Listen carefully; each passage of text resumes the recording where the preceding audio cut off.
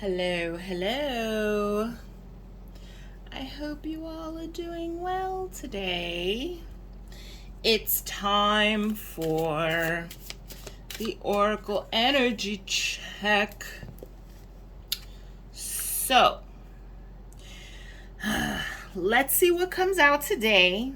I know that we've been doing the Oracle Energy Check, and our friends Azrael and Samikiel and the whole gang has been coming out just like they've been coming out for the past few months.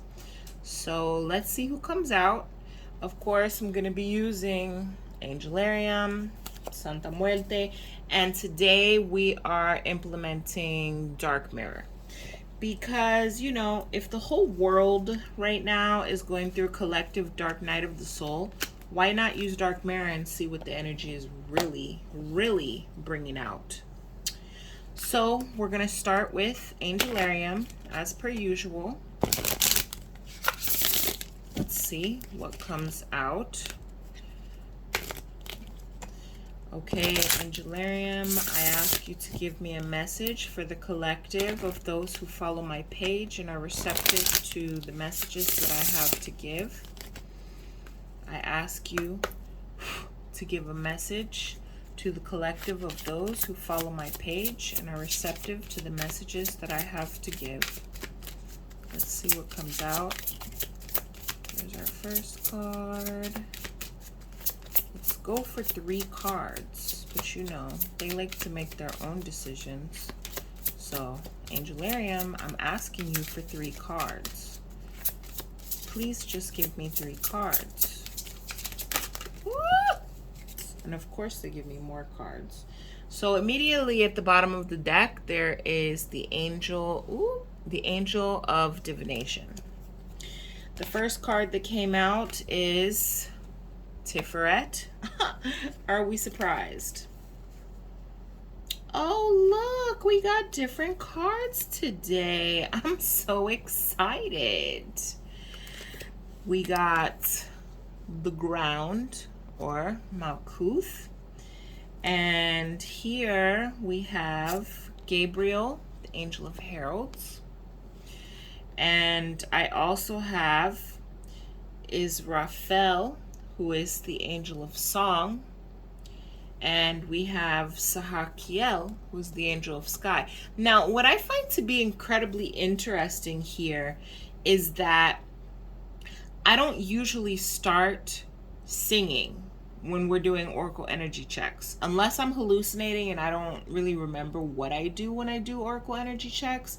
But I'm pretty sure I just, don't sing at the beginning. Maybe sometimes, but not all the time. The fact that I started singing today and the Angel of Song came out, this is telling me that it's significant and that there's a decree being given. What that decree is dependent on what the message is. So just looking at these cards, which, like I said, the bottom of the deck came out as the Angel of Divination, and the top of the deck is actually the Angel of Visions. So I think that's very interesting to start with, especially because these 2 angels both have staffs in their hands, which must be significant for something.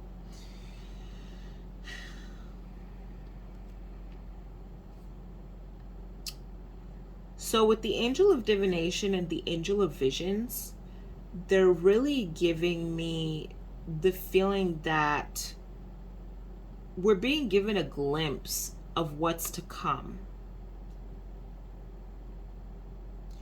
I feel like we're being given a glimpse into a window of what's to come so that we can prepare. In terms of the Angel of Divination, I feel like it's a very important time for us to be paying attention to the messages that are being given by those who do have the gift to divine, the authority to divine, and the visions of those who are giving the divinations. We need to be paying attention to our visions.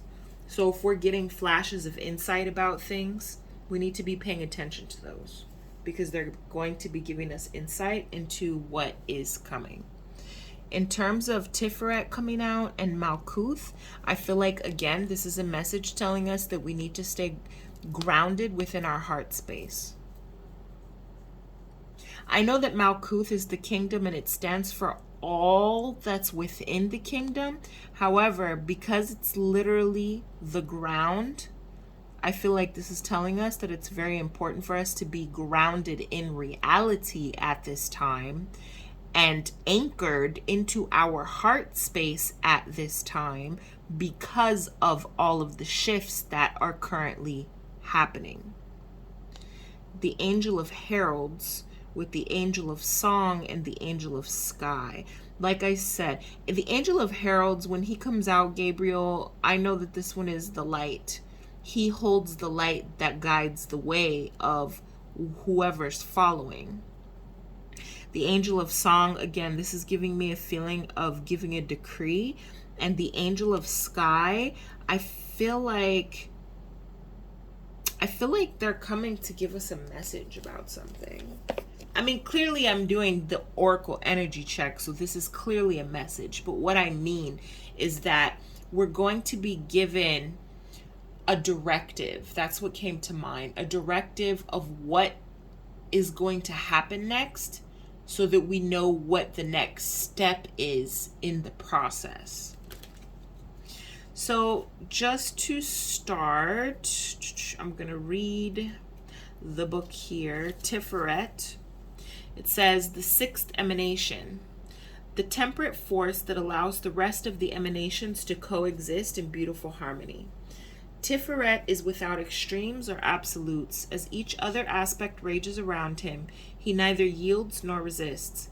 He is the equilibrium that exists between those forces.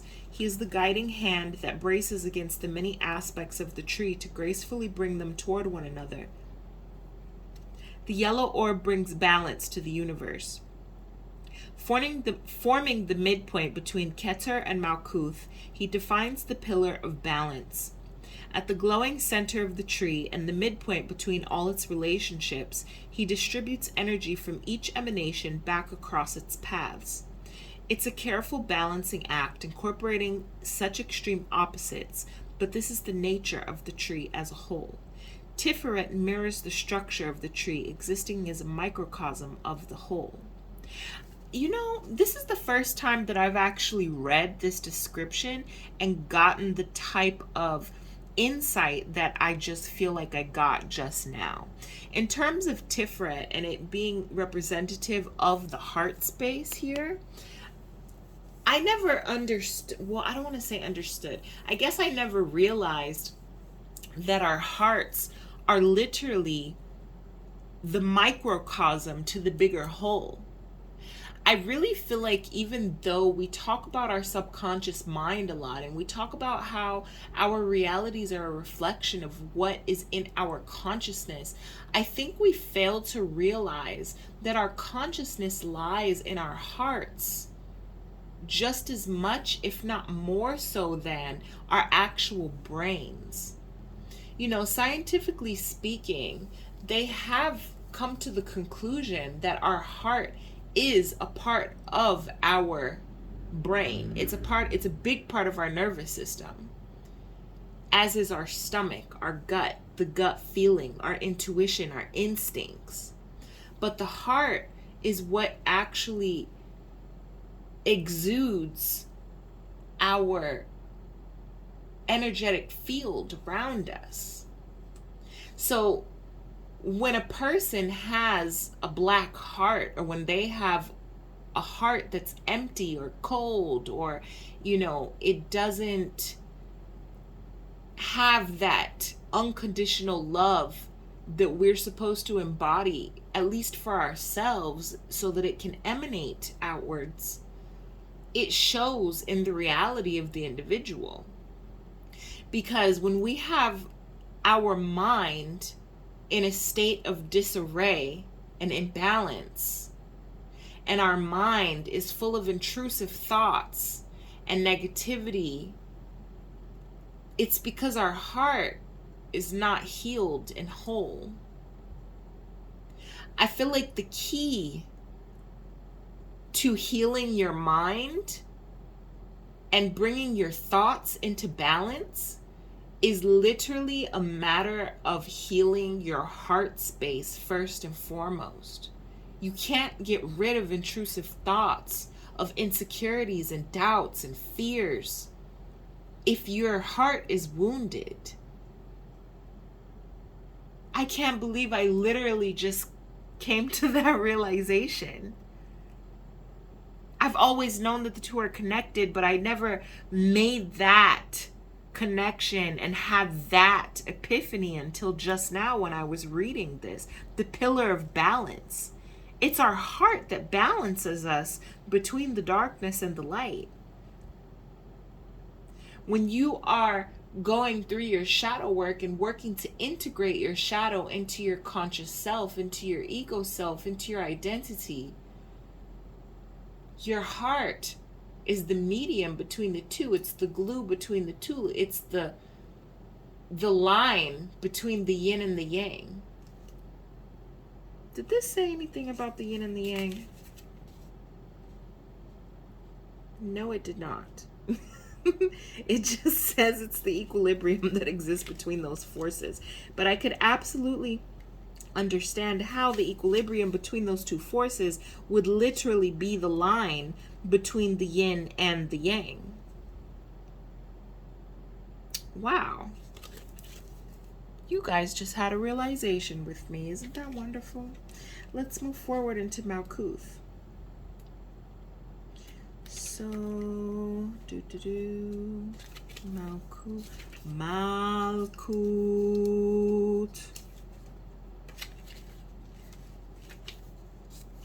The 10th and final emanation. The physical world in which we live, the domain of mankind. Malkuth is an emanation of emanations, the culmination of the many aspects that form the tree of life. Everything, from our bodies to the experiences we have in them to the world in which we exist, is Malkuth. The infinite space that expands across the universe is a manifestation of her. The boundless prismatic orb holds all the colors of the universe. At the feet of the tree, the ground stretches outward, forming a base. This is the space where Malkuth exists. She is beyond just being the lowest point. She is the foundation itself. Being the thing that we experience every moment in our lives, Malkuth contrasts clearly with Keter, whose existence is marked by its total unknowability. As with all things in the tree, one mirrors the other, forming a complete continuum through which we can understand the boundaries of existence, found in the earth, our bodies, and home. Didn't I just say that we need to stay grounded in this reality? We need to allow ourselves to be guided by our heart space and stay grounded in this reality because things are shaking and moving.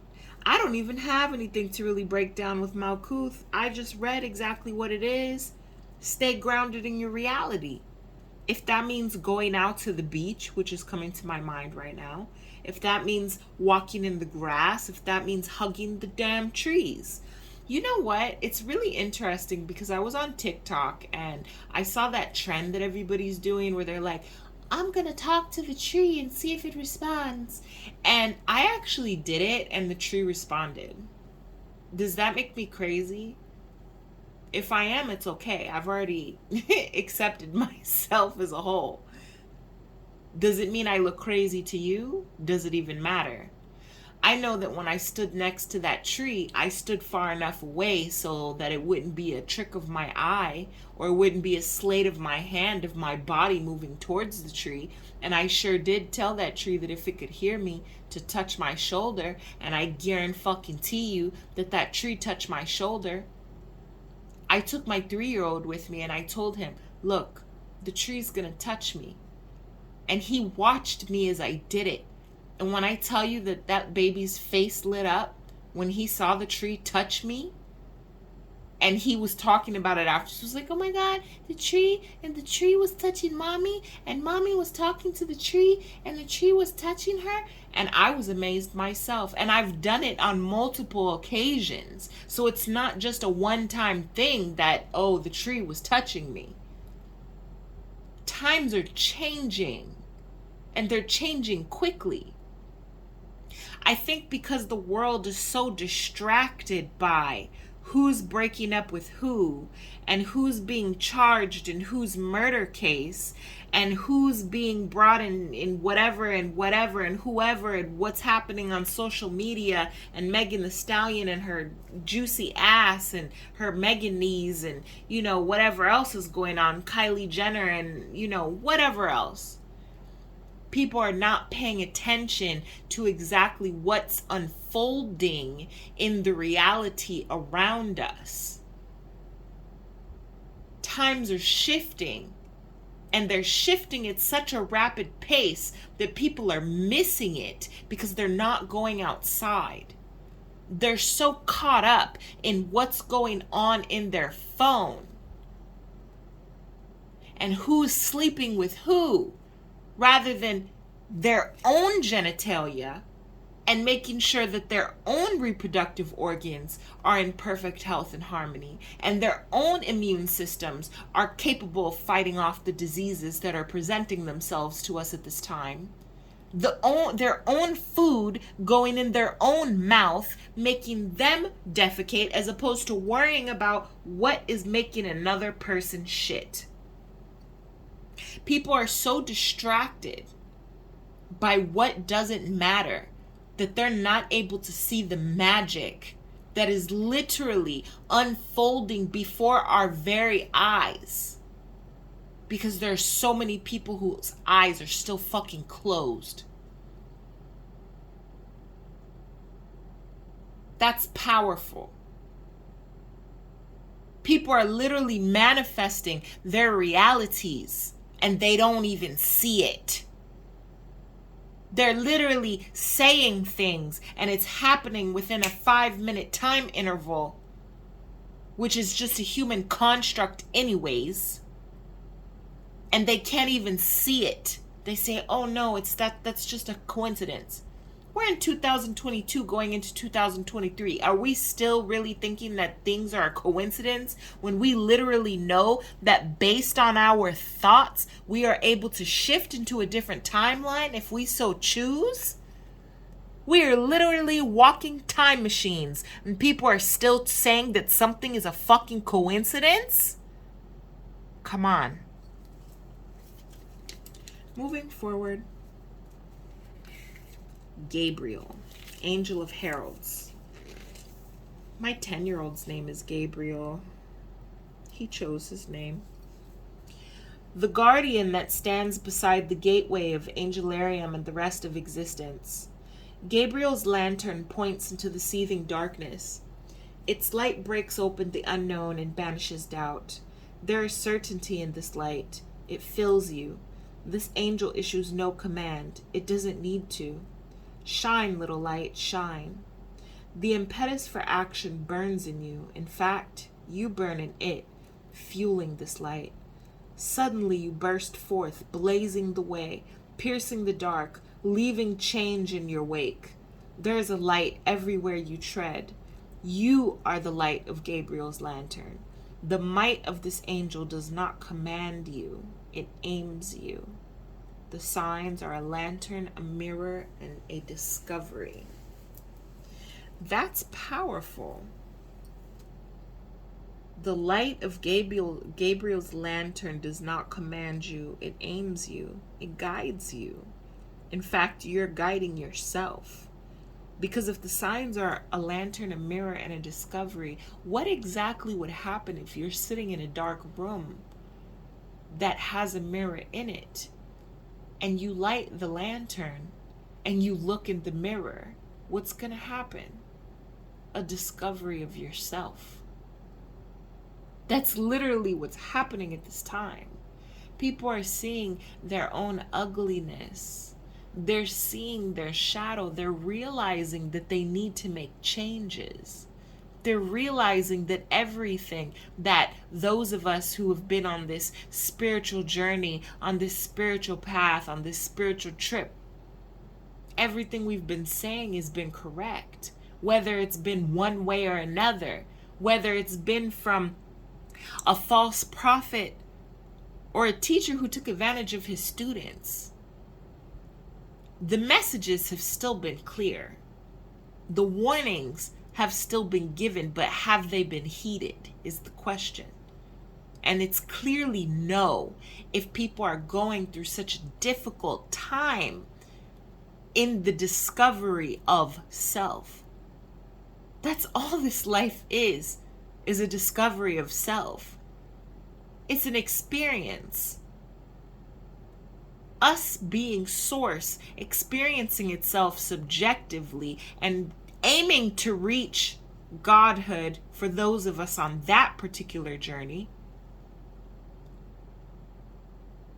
we realize that all of this is a journey of self. No matter what happens, no matter who we interact with, no matter what we do, everything is a reflection of ourselves, including the people who you're interacting with on a daily basis. Because if we're all coming from the same source and we're all experiencing ourselves subjectively, when you look into the face of another human being, of another person that's a projection of you outward, of you, the God in you, the source in you, you're literally looking at another aspect of yourself.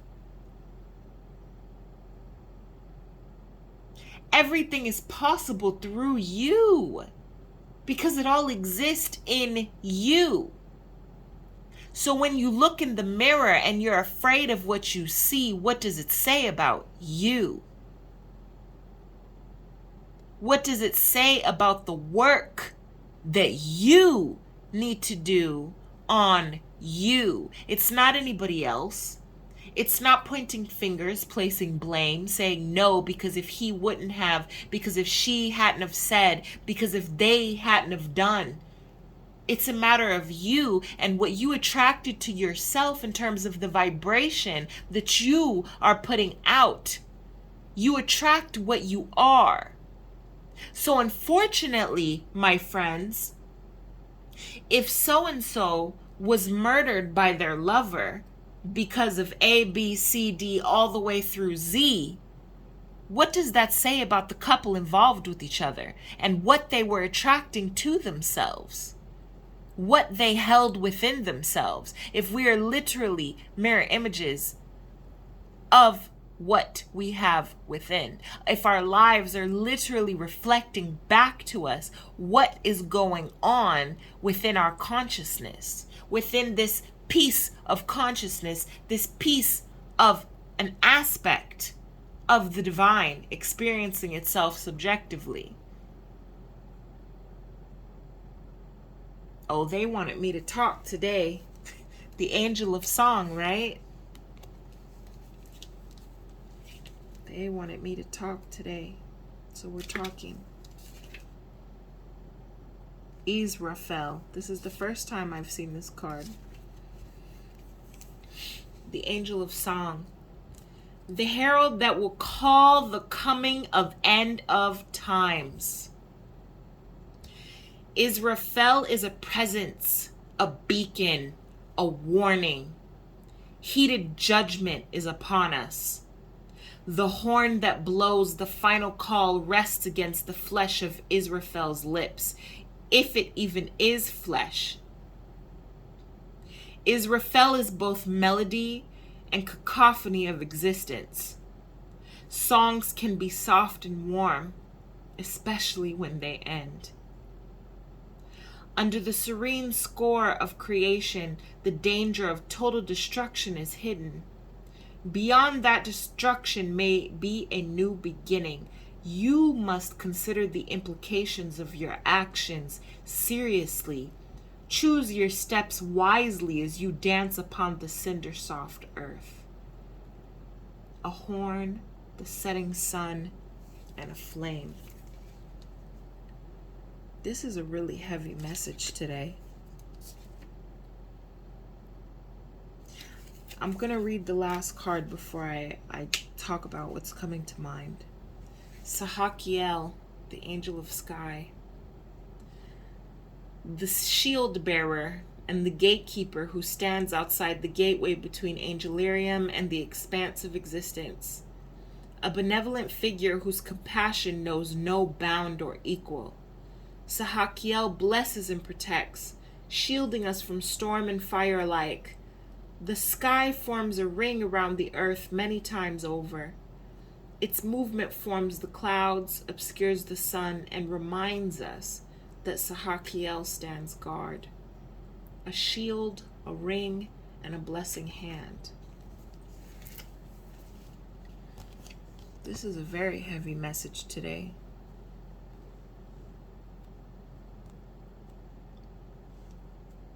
You know, I don't talk about it very much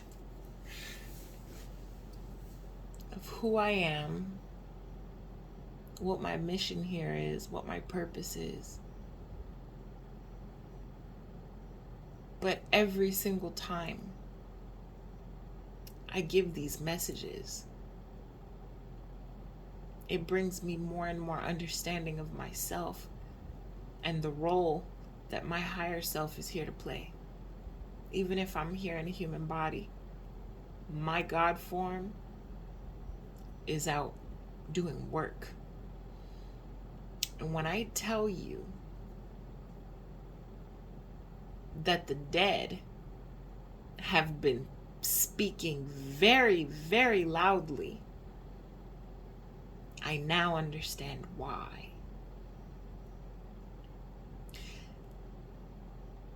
I have been here in my apartment, and for those of you that don't know me very well, I lead an intuitively led life. I go where my spirit tells me to go.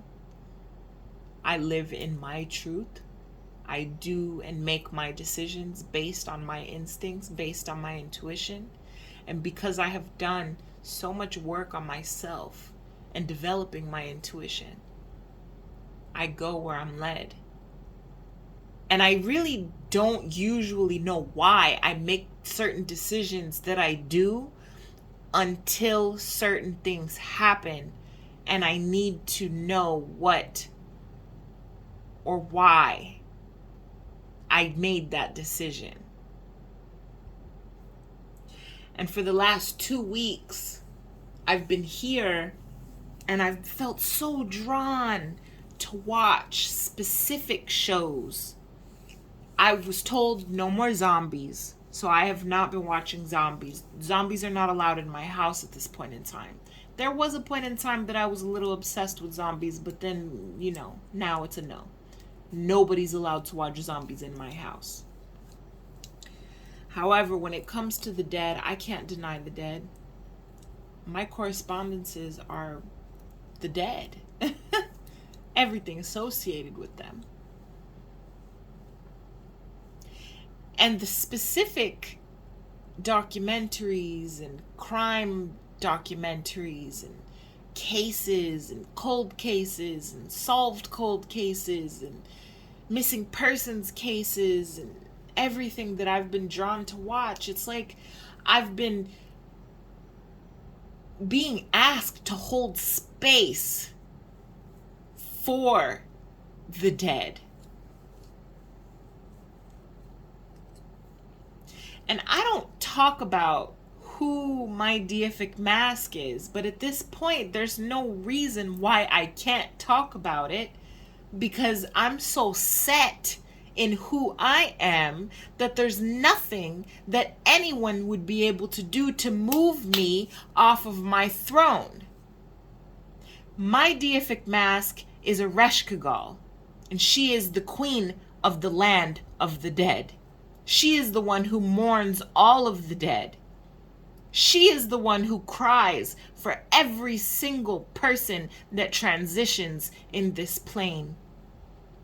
And everybody has to pass through her in order to get into the next step. She is a part of the stage of judgment. So the fact that I'm here bringing you these messages holds weight. But for most of you, unfortunately, and with a heavy heart, I tell you that you won't even know that everything I said was true until you're standing in front of me and you recognize my energy and my essence and you say, damn, she was right. She was right.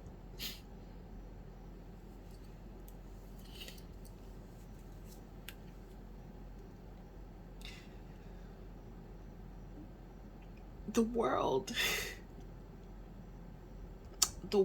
as we know it is going through judgment right now. And it shouldn't be a secret. It's so important for those who feel led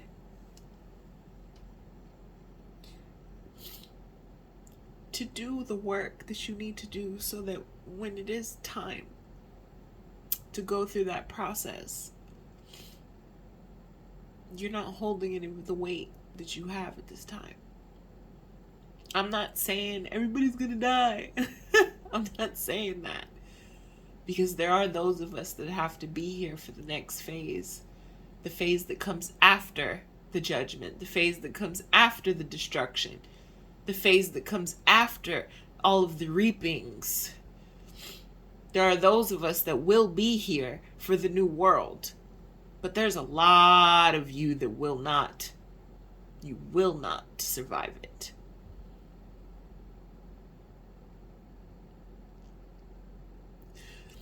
I cried so much today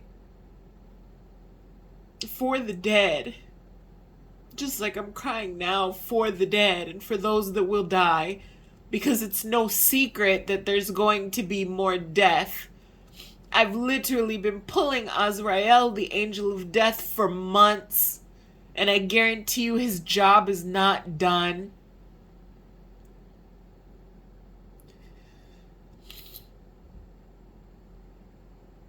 I just want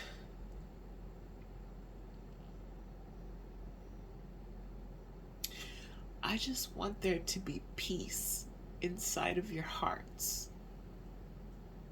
That's all. And as a representative of the goddess of death, as a goddess of death, if I can grant you peace in your death, it's the least that I can do, whether that be a death of the physical sort, or whether that be a death of the ego, a death of the spirit or of the soul, or simply a death of all the things that no longer serve you, so that you can become and embody your truest essence and your highest version of self, so that you can evolve and do what you need to do and move forward.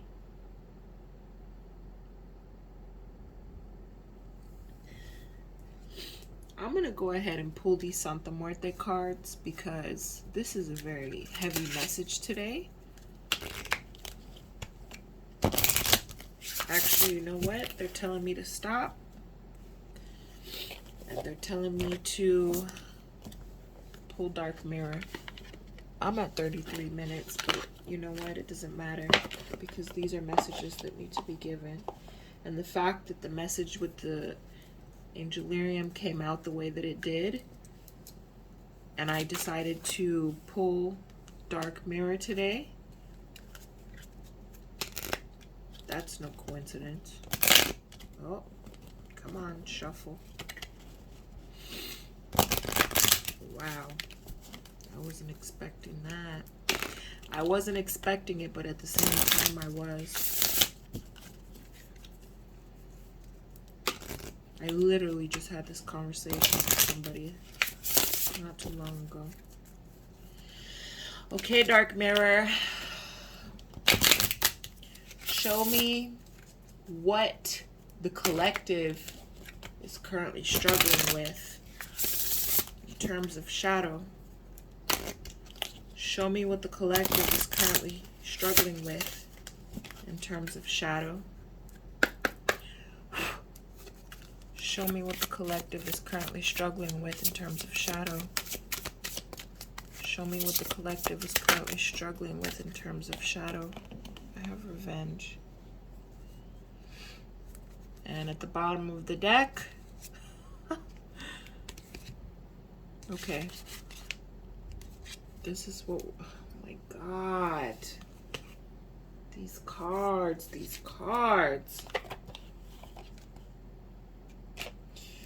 So I have revenge that came out. At the bottom of the deck, which I took these 3 cards because they're relevant. I have masquerade, I have atonement, and I have fragmentation. I can't fucking make this shit up. If you have a problem with me cursing, get the fuck off my page. Let's see. Number 23.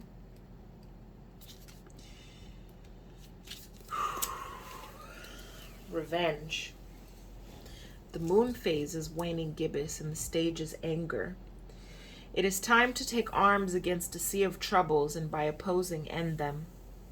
The visual seed, a complex magic glyph, illuminates the ground as a pale woman dressed in black seems to surge from it. She has blood crimson eyes, a white flower garland, and 2 plain swords. Her wings are made of withered branches. The sentence, there is no white night, but there can be a black storm woven by fallen angels. Going dark. What if there was a place where there is no more time for words, no more sense to bargain or negotiate, no more survival instinct to accept fear or ponder consequences? It's a place we can reach at the limit of our abuse, with the last spark of our dignity surging up as a powerful black flame. We cry, we hurt, and we strike to destroy. We destroy not for ourselves because we are gone. We destroy for the fairness of the world. We destroy because if there is no sweet justice, there can at least be cruel revenge. We destroy for those who came earlier. For those who would have come later. We destroy as we destroy, we forsake ourselves. There is no going back, because coming back from that requires much more than force. Ooh. If this is not a fucking literal, exactly literal of what is going on in the world right now. People are so hell-bent on revenge, getting revenge, getting revenge. That's why Angelarium is telling you to stay centered in your fucking heart space and stay grounded in this reality. Masquerade. This one is about parading and putting on a mask. The moon phase, waning gibbous again. The stage, bargain. What I can't have forever, I will have for a minute. What I can't have for a minute, I will hold to me for 1 second. A man's face, young in the flesh and in posture, with a wide open shirt. Over him appears the most complicated and baroque hat straight from a Venetian carnival. The sentence, under the guise of Cupid, I will come to you. Under the guise of a thief, I will fly away. Going dark. There's often guilt in taking the mask of Don Juan or Donna Juana. The seducer is not a master of love, neither of manipulation.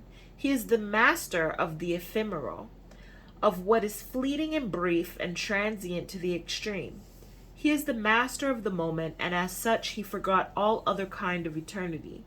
There is guilt if you care, because you are not building. There is guilt out of loss, because you are not treasuring. There is guilt out of indifference, because when you don't care, you cheat yourself of meaning and value. Sometimes there is guilt in the selflessness, in the desire itself, in everything leading to pleasure. As if the only pleasure that can be sacred are only those labeled as such. The masquerade is a dance. It is a road that goes in circles and ebbs and flows and always ends with the first light. Before the time comes, hold it lightly, hold it tightly.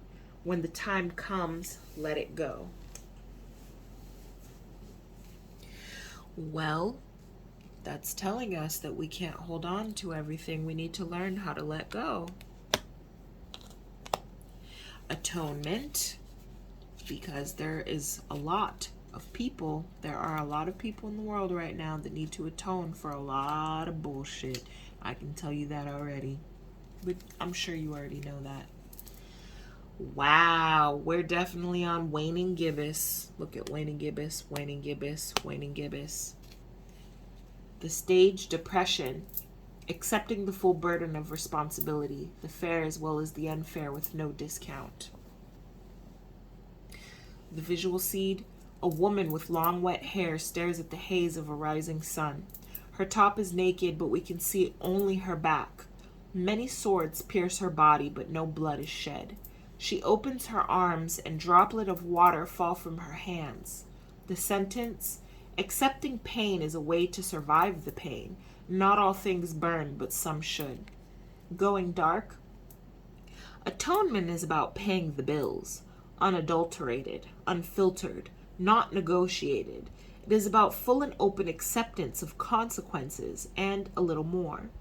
It is also about paying for the price of others, letting go of all ifs and buts and taking it all in, whether it's ours to take or another's to shoulder. If you have a piece of what puts you at fault, normally you would try to separate it and weight it evenly with what makes the other at fault and with what you made it right. A little for a little. But it rarely does it move anything forward. Sometimes we need a clean slate, and it's done by going through it all, paying more than is due, to create closure for yourself, for others. You take the dark in so that others can stay in the light, even if they don't deserve it, even if you don't deserve it.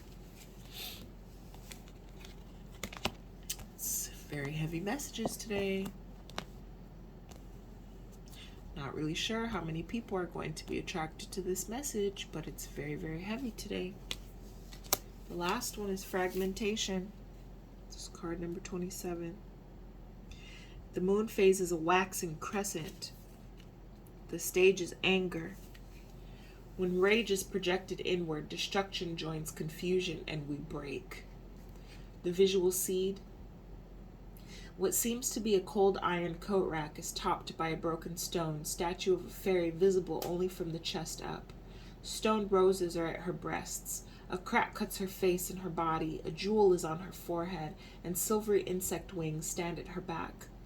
A crescent golden slice of the moon is like a halo behind her head. It is possible to glimpse, suspended in the void, also the hands of the stone fairy. The sentence, losing a sense of self is a crescendo of noise, a decrescendo of pain, and a prelude to nothingness. Going dark. If I were to cut off my legs, would I still be me? If I were to carve out my heart, would I still be me? If my flesh would turn to stone, if my lungs were emptied of air, if my dream to fly were to be forced in chains and hanged out like an expired balloon, would I still be me? I fought and lost, broken, beyond recognition, not by the shallow sight of bystanders who can pity but who can't understand. I cannot even recognize myself. Through the sobs, through the tears, and when silence finally comes, through the empty motions and conventional smiles. Who did this to me? I did. Maybe, maybe not. What is broken can be mended. Not so that it returns whole, but at least until it tells his name anew, my name. And who will do that to me? I will.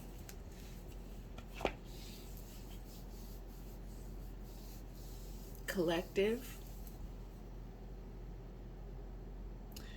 The only thing that I can say is that I'm sorry that you're going through this. However, it's very, very important that at this time, even if you're in the deepest depths of the hottest hell, It's important that you go through it and you push and you fight and you bring yourself out of that hell and you find all of the pieces to yourself and you piece yourself back together piece by piece, little by little. This is the only way. The only way is through. I wish I could give you a different answer, but I can't. Because while everyone else was masquerading around and enjoying themselves, holding on to what is fleeting,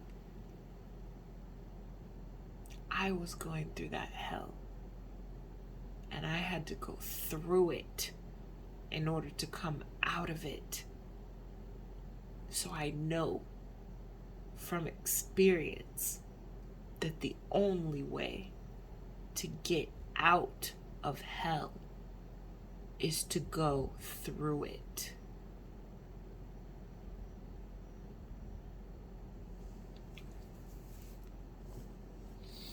I'm not pulling Santa Muerte today. That message was too intense. I'm cutting the channel there. Like I said, that message was too intense. I need to go and decompress. Very, very intense message today.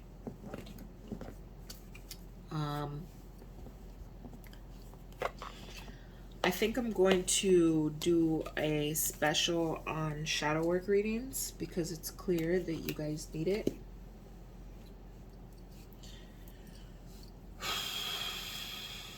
If you feel led to get a reading from me, please get your reading. If you feel led to get your chart done by me, please stop procrastinating and get your chart done so that you can figure out what you need to do in order to get through what you need to get through. I don't know how many times I need to say the same thing over and over and over again. How many times others need to say the same thing over and over and over again. But it's clear that a lot of you are very, very doubtful of what you see right in front of your face.